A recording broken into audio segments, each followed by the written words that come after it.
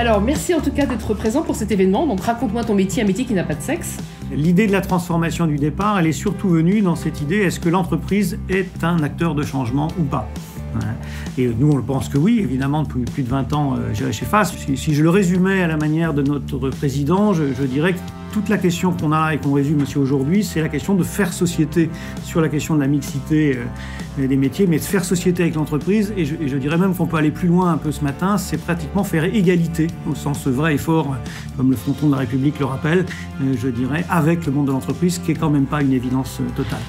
Donc il n'y aura pas d'égalité sans la mixité, mais la mixité ne produit pas en soi l'égalité. C'est un enjeu de nos sociétés de parvenir dans toutes ces facettes, et le monde du travail en est une des facettes importantes, à cette égalité entre les femmes et les hommes.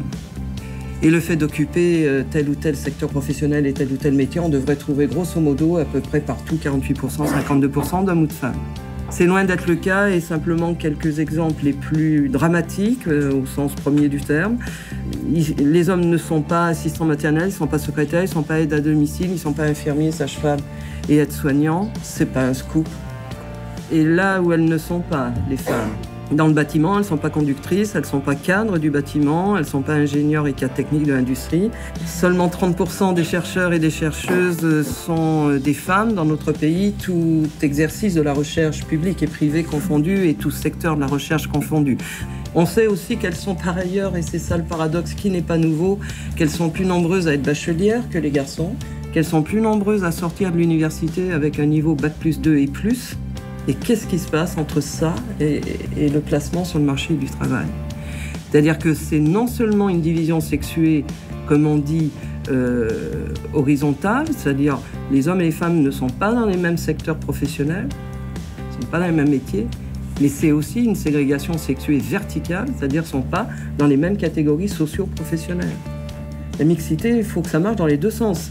Si vous faites bouger que les filles et les femmes pour aller là où sont les garçons et les hommes, vous allez produire un peu de mixité là où sont les hommes, mais si vous ne faites pas bouger les garçons et les hommes vers là où sont les filles et les femmes, eh ben, ça restera un truc où il n'y a que des filles et des femmes.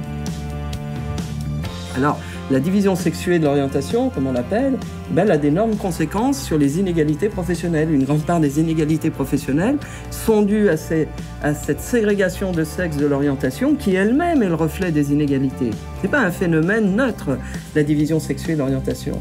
Le fait que filles et garçons n'ont pas les mêmes probabilités d'accès aux mêmes champs de savoir et de compétences. Ce qui est là-dessous, c'est tout un système de représentation de ce que sont, ce que doivent être les filles, les femmes, les garçons et les hommes. Donc ce qu'on appelle les rôles de sexe, qui concernent à la fois le développement de traits psychologiques, de comportements qu'on va avoir, de rôles qu'on va investir et d'activités qu'on va occuper, et qui sont soit dans la panoplie du féminin ou dans la panoplie du masculin. Vous le savez forcément autant que moi, en matière de discrimination, de propagation de stéréotypes quels qu'ils soient, sexistes, racistes ou autres, ne rien dire et ne rien faire, c'est être complice.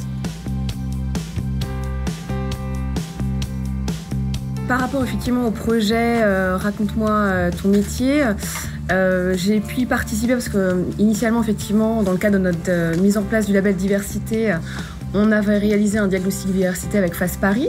À ce titre, il en est ressorti quelques petits points de vigilance par rapport aux critères discriminatoires sur le sexe, notamment effectivement un plafond de verre que pouvaient ressentir effectivement les femmes pour accéder en haut de la hiérarchie. Je suis dans un secteur d'activité travaux publics BTP, donc quelques blagues, moqueries effectivement sur le sexisme. Et puis ce qui pouvait ressortir, c'était des intitulés de fiches de poste très marqués. C'est-à-dire que pour les secrétaires, c'était une secrétaire ou une assistante, et pour des intitulés de poste directeur. Après, effectivement, travailler sur les outils RH nous permettra de structurer un petit peu plus cette démarche-là, sur les fiches de poste, les offres d'emploi aussi qu'on peut émettre. Donc voilà, il y a pas mal de petites choses à mettre en place. L'objectif pour l'entreprise, c'était d'élargir notre sourcing et d'attirer des femmes, comme je vous disais, dans les métiers techniques, qui est notre enjeu du moment, et continuer à sensibiliser les collaborateurs à l'égalité professionnelle et à la lutte contre les stéréotypes, parce que même si on est une entreprise engagée de manière globale, après de manière individuelle, il y a encore la notion des stéréotypes et encore des actions à mener de manière individuelle. C'est vraiment une action pour susciter l'intérêt et les préparer à ce que pourrait être leur vie de technicienne intervention gaz et les amener à s'y intéresser, à postuler sur une PO, une alternance. On a un projet en interne de mise en place d'une UES, une Union économique et sociale, qui permettra de regrouper sur le volet social nos agences, qui sont actuellement avec des statuts juridiques distincts, donc c'est purement interne. Mais ça va entraîner effectivement des obligations telles que les négociations annuelles et en l'occurrence d'échanger sur des sujets tels que l'égalité homme-femme. Femme-homme, pardon.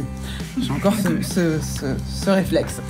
Un homme qui va regarder un de nos flyers ne va pas se sentir concerné. Pareil dans nos annonces, les postes étaient sexués, exemple, recherche assistante de vie.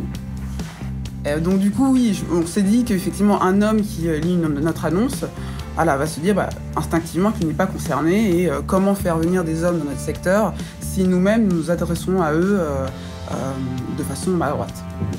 En direction, il n'y a aucune femme. Le COMEX, aucune femme, rien. Et j'ai vu arriver le grand patron américain qui est arrivé, la première chose qu'il a dit, « Hello guys », et puis ensuite il a tapé sur le poing, « Je vous donne 6 mois pour qu'il y ait des femmes dans le COMEX ». J'ai vu ça une fois. Et 6 mois après, effectivement, ils ont fait rentrer, ils ont été obligés, ils ont tout bouleversé. Et effectivement, il y avait une représentation paritaire. Absolument paritaire. Mais c'est parce qu'il y avait la volonté d'une direction. Paris, c'est 55 000 agents. On a une très très grande diversité de métiers. Ça va de 1 personne pour le régleur de pendule à 8 000 personnes, par exemple, pour les éboueurs.